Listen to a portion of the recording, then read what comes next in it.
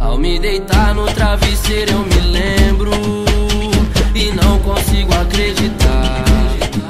Em oração eu peço a Deus que os cubram e que estejam em um bom lugar.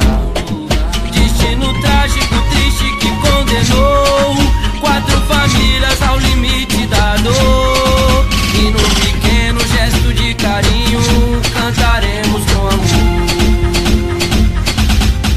Constantemente em nossos pensamentos, eternamente em nossos corações, estão no céu do outro lado da vida e além das ilusões.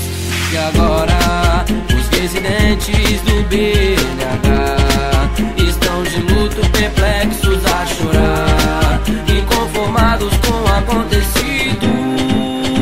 Não sei qual foi o propósito de Deus de levar assim 5 amigos meus. Já faz um tempo